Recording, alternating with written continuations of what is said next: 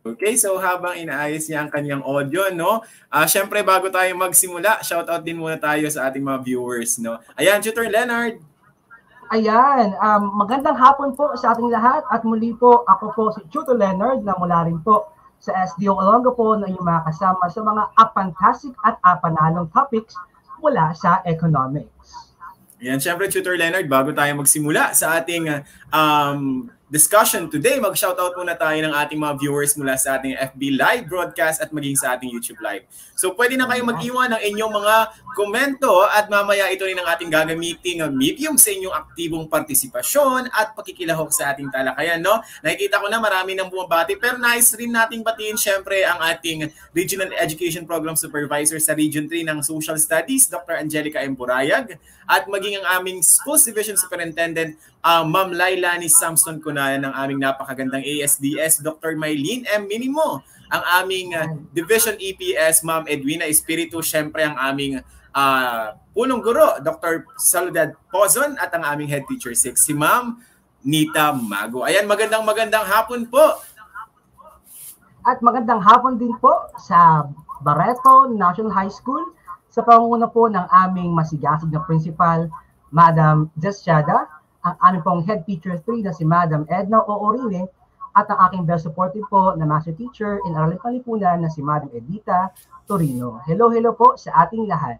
Ayan nga, Tutor Leonard. At syempre, no, isang magandang hapon muli sa lahat ng taga-Olongapo, SDO Olongapo Region 3, at syempre hindi lang doon, sa buong Pilipinas, no, at sa lahat ng nanunood na abot at patuloy na sumusubaybay sa programang Itulay Online Tutorial, hatid lamang sa inyo ng DepEd EdTech Unit. And Tutor Leonard, magbabasa muna tayo ng mga shoutout mula sa ating mga taga-subaybay na guro, magulang at mga minamahal na mag-aaral. Sige, Tutor Leonard, simulan mo ang pagbati sa kanila. Ayan, magandang hapon po sa inyo po lahat at ang ating pong kauna-unahang bumati ngayong hapon. We are honored po. Good afternoon po. Sabi po ni Ma'am Borja D. Gina. Hello po, Madam Gina D. Borja. Ayan, syempre, batiin din natin. Yes po. Si Darwin John Roa. Good afternoon, tutors watching from Calayan High School, Calayan, Cagayan, 9 Sampaguita. Magandang hapon sa inyo sa Cagayan. Andyan din po, Tutor Carl, si Doc Ryan C. RJC Calaguas. Magandang hapon po, watching from Magalang, Pampanga. Hello po mga kabaleng. Hello po sa inyong lahat. Narito rin siyempre si Mark Platon, ang ating nakakatuwa, no, sa kanya aktibong partisipasyon. Magandang hapon, Mark Platon. Magandang hapon. At andyan din po, Tutor Carl.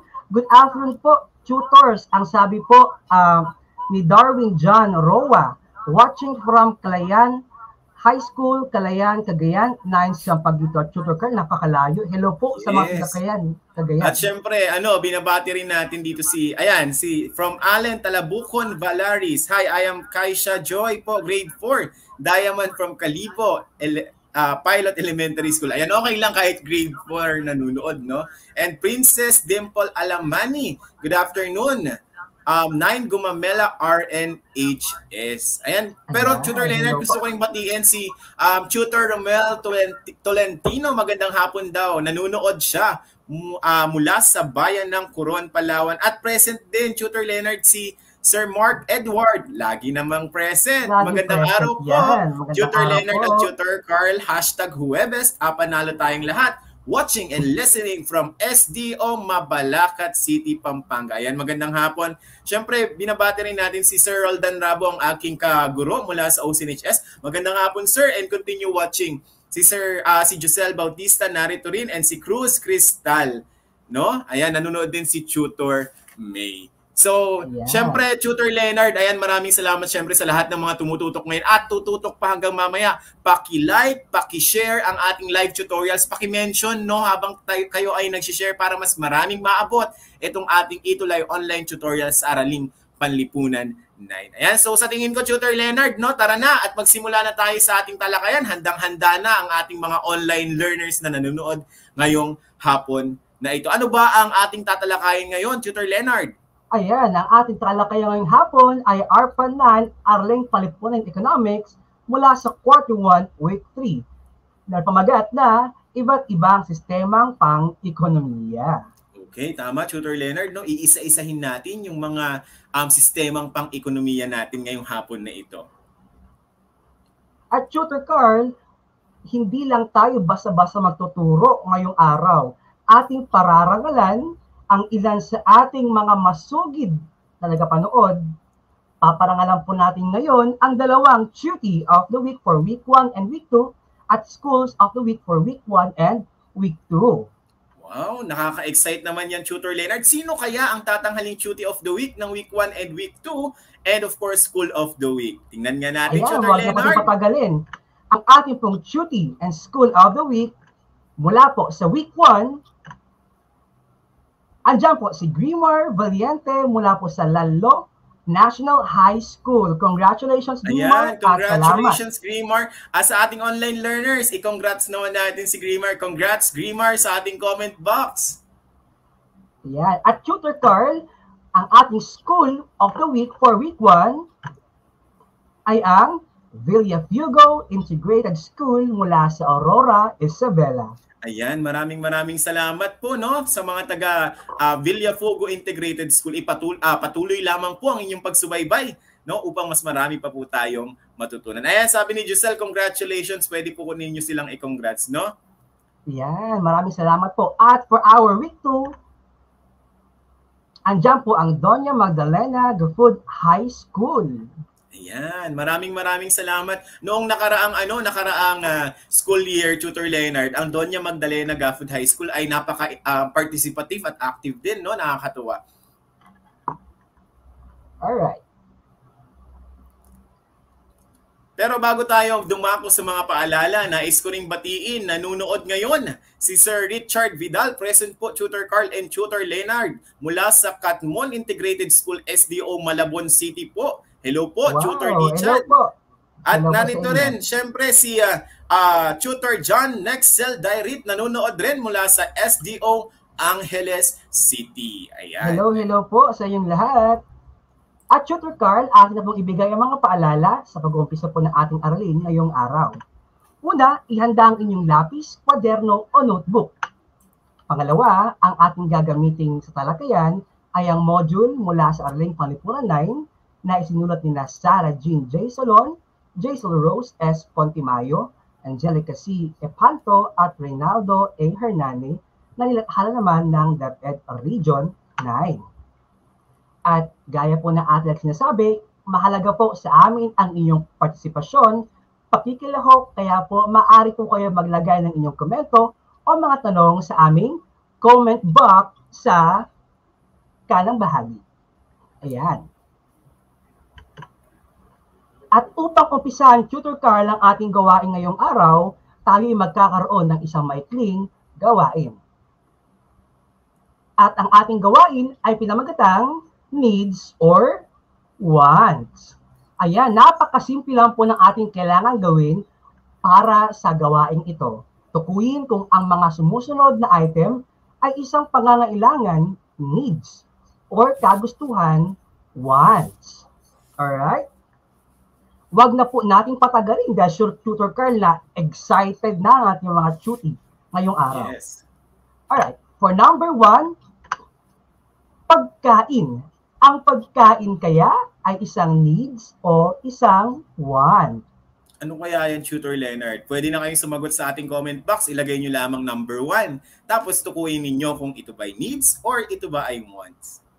Ayan, at atin na pong habang hinihintay natin sila, Tutor Leonard, no, batiin din natin si Sir Tutor Jeric Santayo Diaz mula sa SDO Cabanatuan and even Princess Dimple Alamani. Sabi niya, still watching po. Maraming salamat. Subaybayan po ninyo hanggang sa ating matapos ang ating talakayan. Ayan, thank you so much. At number 1, Tutor Carl, pagkain, ang sagot ay needs. Ayan, Tutor Carl, tama po. Karamihan ang sagot natin, gaya po ni Giselle Bautista. Andyan din po si Princess Dimple Alamani. At andyan din po si Darwin. At si Mark Edward ay tama rin, gaya po ni Jude Michael de la Peña. Very, very good. Let's move on to number 2. Yan, si Mark Platon din, Tutor Leonard, sabi niya pangailangan at maging si Ara Jose ay pangailangan. Napakahusay naman. Yeah. Okay, number 2, Ang tahanan kaya or bahay ay isang uri ng needs or wants? So, pwede na pong i-drop ang inyong answer sa ating comment box. Ayan, habang sumasagot sila, syempre, nais kong batiin naman si Janice watching and listening from Etiague West District, Doña Magdalena H. Gafford High School. Janice P. Walat, grade 9 Scorpio. Magandang hapon po sa inyo dyan. Magandang hapon po. At Tutor Carl, may sagot na po sila. Ang sabi po ni Cruz Cristal, Giselle, ni Shakira, ni Alexander. Ito daw po ay isang uri ng needs. Needs kaya ito? Number 2? Correct. Number 2 ay needs. At tama rin po Tutor Carl, si Alexander, si Princess Dimples, si Cruz Cristal, at si Rajana Ong, at si Ara Jose. Very good. Number 3. Tubig. Ang tubig kaya ay isang uri ng needs or isang uri ng wants? Ayan. At tama rin po pala si Cruz Cristal, at si Mark Edward. Gaya po ni Mark Platon. Tama rin po sila. Number 3, tubig. Ito ba ay need o ito ba ay wants? At habang sumasagot po kayo, watching, listening from Etiague West District, Doña Magdalena H. Gafford High School. Hello po sa inyo po dyan, si Catherine J. Also, ano din po si Richard B. Ibarra ng grade 9 Scorpio. Tutor Carl, may sagot na po sila. Gaya po ni Shakira, ni Jude, ni Alexander, ni Darwin, at ni Julio Adriano from OCNHS. Ang kanya pong sagot ay needs. Tama po silang lahat, Tutor Carl. Wow, very good. Yes. Ngayon, pwede pong i-comment kung ilan po ang inyong nakuha sa ating pong unang gawain. Ilagay niyo po kung 3/3, 2/3, or 1/3. At Tutor Carl, no? Watching and listening din po from Etiague District, Doña Magdalena Gafford High School, si Lovely Jane Galievo ng 9 Aries. Yes. Tama rin po si Mark Edwards sa number 3 at si Mark Platon. Ayan. Napakahusay. Wow, very Tingnan good. natin. May mga naka 3/3. Unang gawain, 3 points daw si Princess at maging si Giselle. Nakakatuwa naman, no? Ayan, that's very good. At Tutor Carl, kung bakit natin isinama ang wants at needs sa ating unang gawain, at very good din po si Crystal at si Darwin. Very good po. Dahil ang ating talakayan ngayong araw ay iikot sa mga mahalagang bahagi ng pamilihan. Dahil ang tahanan, ang pagkain, at ang tubig ay ating makukonsumo, mabibili, mapakikinabangan mula sa pamilihan. At ang quarter 1 week 3 ay may MELTS number 3 na nasusuri ang iba't ibang sistemang pang-ekonomiya. Una, natutukoy ang iba't ibang sistemang pang-ekonomiya. Ikalawa, na ipaghahambing ang mga sistemang pang-ekonomiya. At ikatlo, napapahalagahan ang sistemang pang-ekonomiya ng ating bansa. Alright. Yan, alam ko excited na sila, Tutor Leonard, no? Yes po. Hello po sa ating po mga tagapakinig, tagapanood sa iba't ibang bahagi po ng Pilipinas mula po Luzon, Visayas hanggang Mindanao. Ano nga ba ang kahulugan ng sistemang pang-ekonomiya? Sabi natin dito, ang institusyonal na kaayusan sa una sa paraan ng produksyon.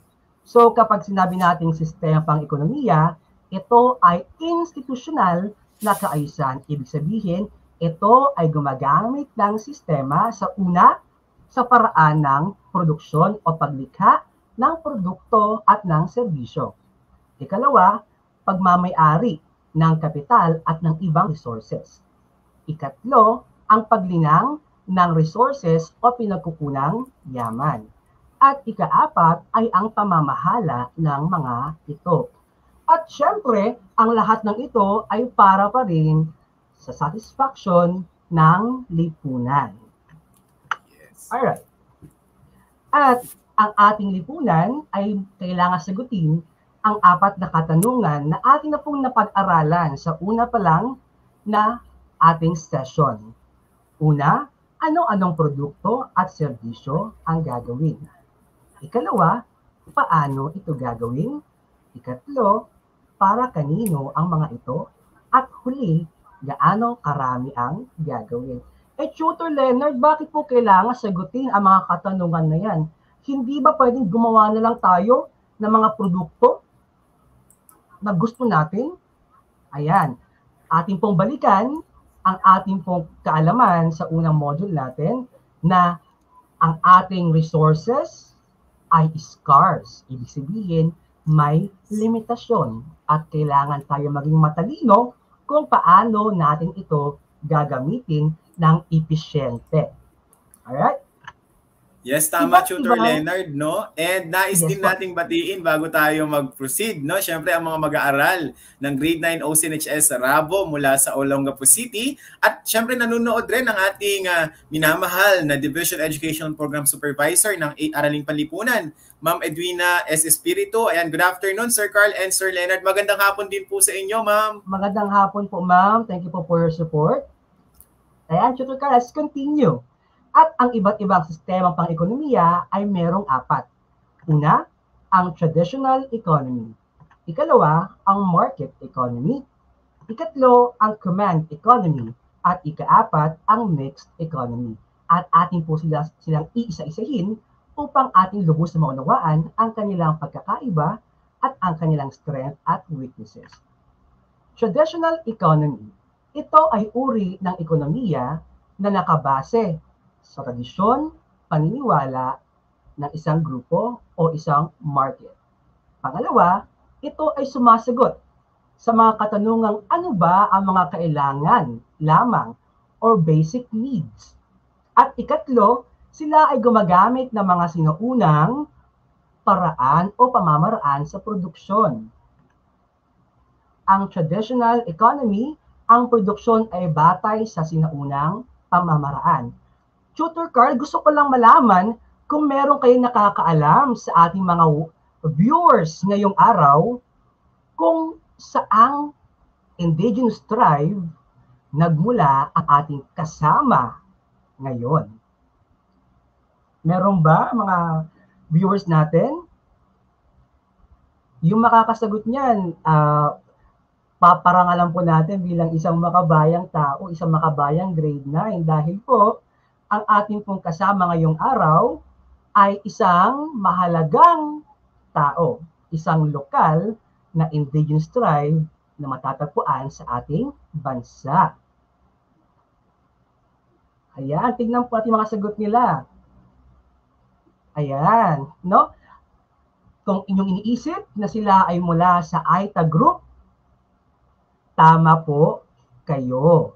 Dahil sila po ay mga tao na kilala natin na gumagamit ng mga sinaunang pamamaraan. At pangalawa, ang alokasyon ay batay sa kanilang pangangailangan at kung sino lang ang dapat na gumagamit. Tama po si Mark Platon, si Darwin John Roa at si Giselle din po. Salamat po sa inyo po mga komento, sa inyo po mga guests. Alright. Pero Tutor Leonard, isa lamang yung ipipresent natin, yung mga Aita bilang isang pangkat etniko, no, or ethnic tribe IP dito sa ating bansa, no? At napakaraming mga mga tribo, no, na itong traditional economy, ito pa rin yung ginagamit nila. Sabi nga kanina ni Mark Platon, ginagamit din yung sistemang barter kasi nga ito yung sinaunang pamamaraan natin ng pag-produce. No, tama din iyon. Yes po, tama po yun. Pati po ang pagpapalitan ng kanilang produkto, hindi po sila kadalasang gumagamit pa ng pera or salapi. Kadalasan, ang kanilang mga nililikang produkto at serbisyo ay nakabatay lang sa kung ano ang kanilang pangangailangan. Alright.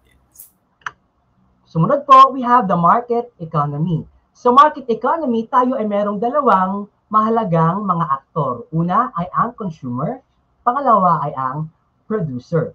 Ang market economy ay umiikot sa interest ng dalawang ito. Sino ba ang mga consumer? Ang mga consumer ay tayong mga taong bumibili at kumukonsumo ng produkto at serbisyong ginagawa ng mga producer na kadalasan sila po ay mga businessman or mga manufacturers. Tutor, ano po ba ang kanilang pangsariling interest o pakinabang na kanila pong laging pinofocus Ang consumer kagaya mo at kagaya ko, ang laging nais natin ay mas mababang halaga ng produkto at serbisyo. Sa kabilang banda naman, ang producers, ang nais nila ay malaking kita at malaking interest. At ito ay laging pupunta sa isang uri ng malayang pamilihan. Alright. Ang market economy ay pwede kang makapili ng nais mong trabaho. Pangalawa, pribadong pagmamay-ari ng kapital. So kapag market economy tutor, Carl, pwede ka palang mamili ng gusto mong trabaho. Pangalawa, pwede ka rin lumikha ng sarili mong negosyo o sarili mong businesses. At pangatlo, presyo ang pangunahing nagtatakda o nagpapatakbo ng ekonomiya. So, Tutor Carl, kapag market economy daw, yung presyo ang magsasabi kung maraming bibili o kukonti ang bibili. Siyempre, kapag mas marami o mas mababa ang presyo ng bilihin ng serbisyo at produkto, mas marami ang bibili. At kung mas mahal naman, siyempre mas kukonti ito. At huli, pinangangalagaan ng pamahalaan ang kapakanan ng pribadong individual. Ayan, dahil mahalagang aktor ang mga pribadong individual gaya ng businessman at mga investors, pinapahalagahan po ng pamahalaan sila. Okay, sumunod po ang command economy. Ang command economy naman ay merong pamamahala ng pamahalaan o gobyerno. Pangalawa, ito ay sentralisado. At ikatlo, ito ay control at may regulasyon. Ito naman ang maaari maging kabaliktaran ng market economy na malayang pamilihan. Bakit? Una, ito ay pinangangasiwaan ng isang central planning agency or central planning agencies. Ibig sabihin, ang gumagawa ng plano kung gaano karami ang gagawing produkto at serbisyo ay nakabase sa mga datos na makakalap ng gobyerno. Pangalawa, ipinatutupad ng dating Soviet Union ang command economy. At sa kasalukuyan, ito ang market system na ginagamit naman ng mga bansang Cuba at ng North Korea. So again, kapag command economy, meron pong pagmamay-ari ang gobyerno at may kakayahan ng gobyernong iregula ang market. Alright. Ika-apat at huli, we have the mixed economy. So, ang mixed economy, based sa kanyang root word, ito ay pagsasama o pagsasanib ng dalawang uri ng economy. Una ay ang command economy. Pangalawa, ang market economy. Paano yan, Tutor Leonard? Ganito po yan. Kung sa command economy, ang pamahalaan ay may regulasyon at patakaran na pang-ekonomiya, ito ay daragdagan naman ng malayang pagpili ng tao. Halimbawa ay ang bansang Pilipinas. Sa ating bansa, ang ating gobyerno o pamahalaan ay magpapatupad ng mga ilang pang-ekonomiyang batas.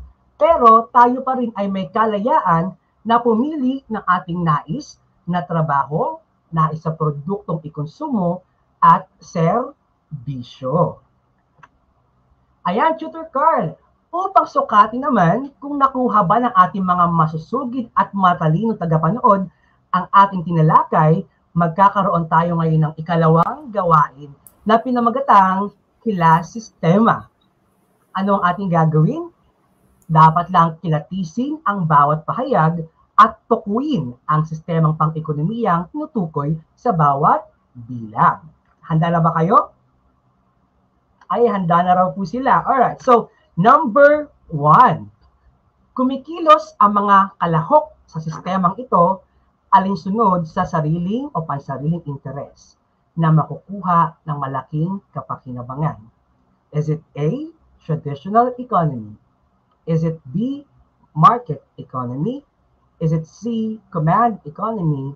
Or D, mixed economy?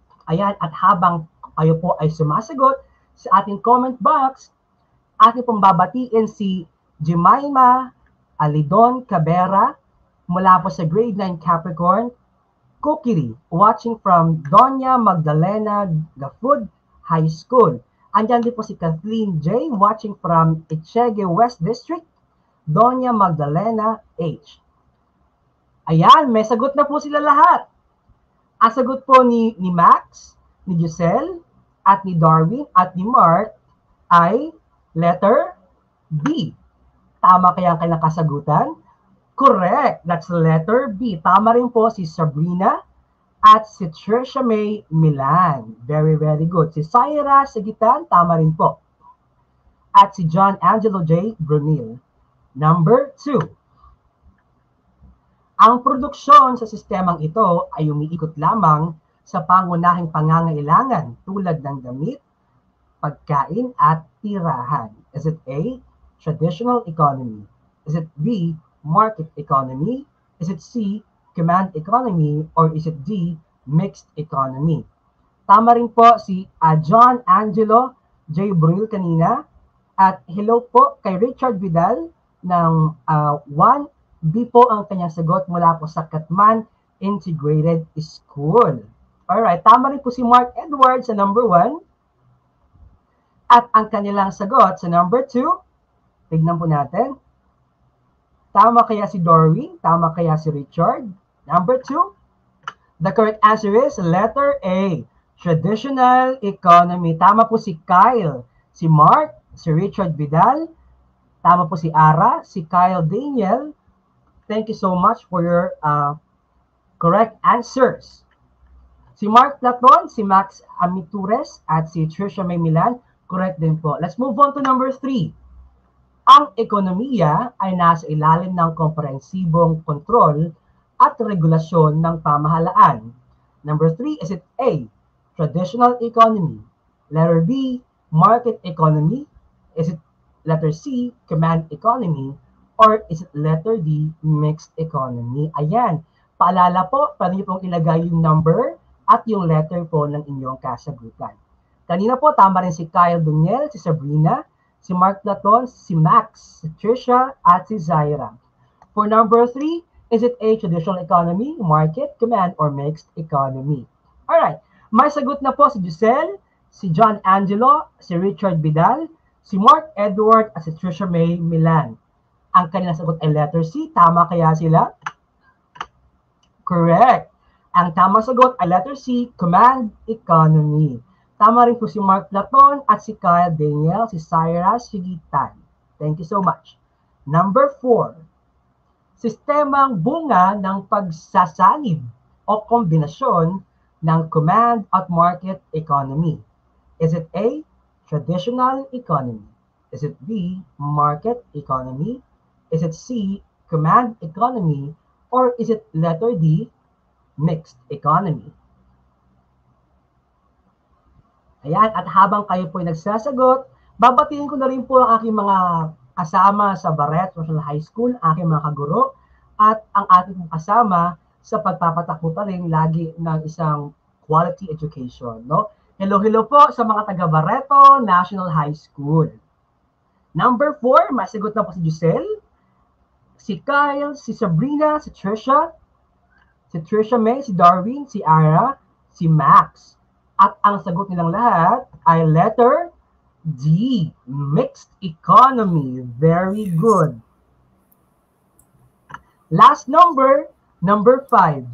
Presyo ang pangunahing nagtatakda kung gaano karami ang bibilihin ng mga mamimili at kung gaano rin karami ang malilikhang produkto at serbisyo ng mga producer. Number 5, is it A, traditional economy? Is it B, market economy? Is it C, command economy? Or letter D, mixed economy? Tama rin po kanina si Zaira, si Mark Edward. Alright. Tama rin po si Mark Amitures at si Kyle Daniel Contreras Sarino sa number 4. Ayan, may sagot na po sila agad Tutor Carl sa number 5. At ang tamang sagot ay letter B, D, market economy. Alright?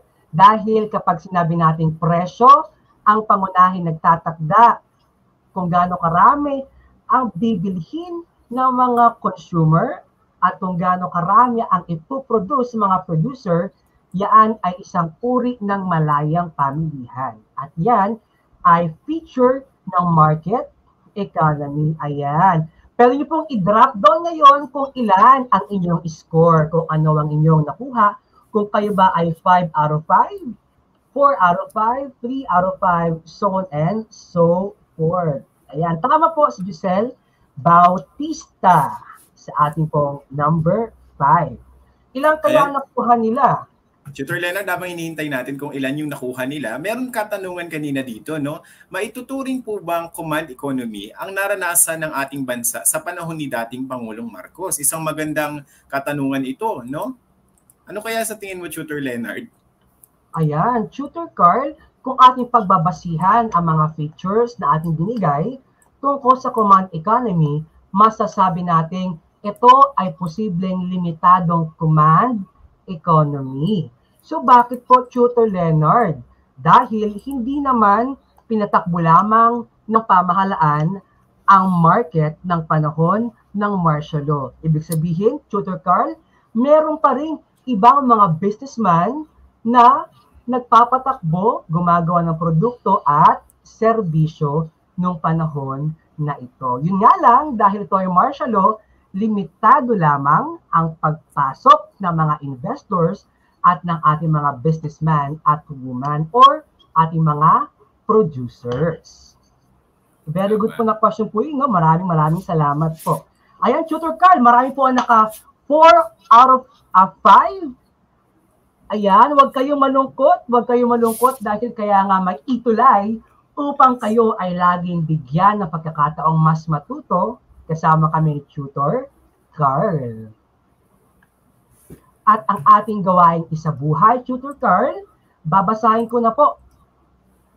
Isa ang Pilipinas sa mga labis na naapektuhan at kasalukuyang naapektuhan ng COVID-19.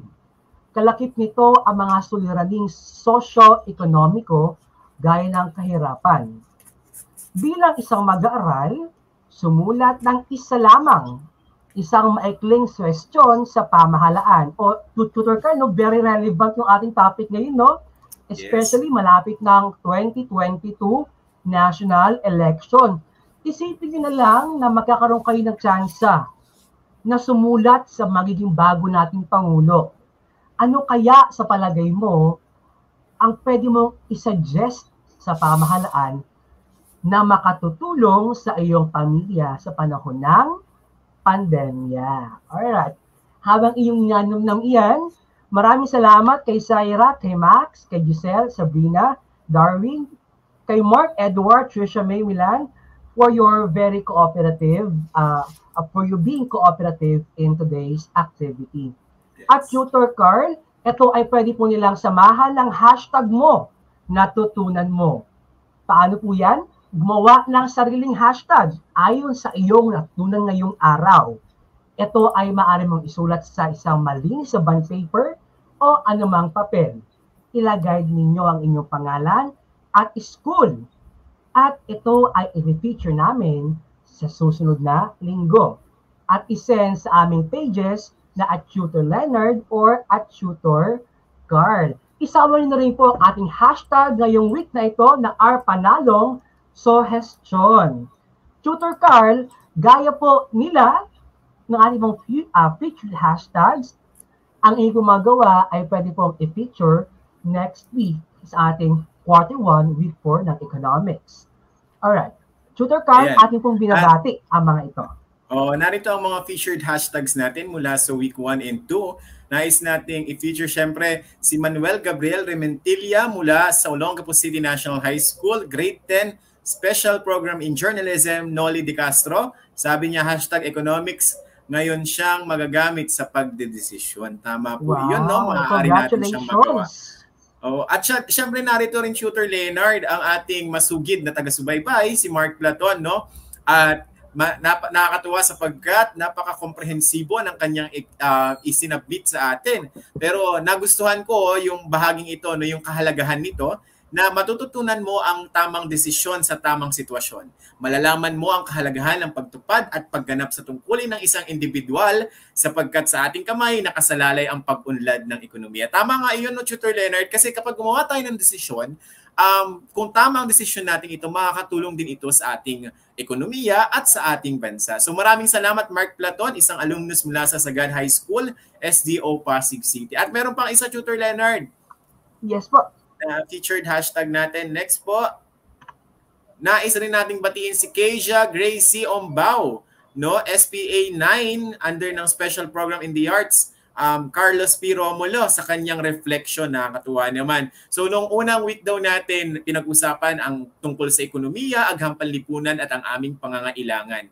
So aming din pinag-aralan ang trade-off, opportunity cost, marginal thinking at incentives. Nakakatuwa naman sapagkat meron nga silang natutunan sa ating mga featured reflections or hashtags nung nakaraang. Yeah, congratulations po sa ating lahat. Ayan, kaya syempre kung gusto ninyo na ma-feature din kayo, sumagot lamang kayo at isend ito sa amin para nang sa ganoon ay maipakita natin ang inyong mga kasagutan at ginawa. Kung maaring mas maging malikhain kayo, tatanggapin namin iyon at ipapakita namin sa susunod na linggo. Opo. Thank you po, Tutor Carl. No? At abangan po natin next week ang Jury of the Week na pipiliin po ngayong araw na ito. At ang Week 3 School of the Week at ang ating next featured hashtag of the week. Ayan. Siyempre, excited na naman sila, no? At alam ko na naghahanda na naman sila ng kanilang mga reflections para sa susunod na linggo. Ayan. At muli po, kami po ang inyong araling palipunan ituloy tutor sa panguna po na aming program head na si Tutor Carl Patrick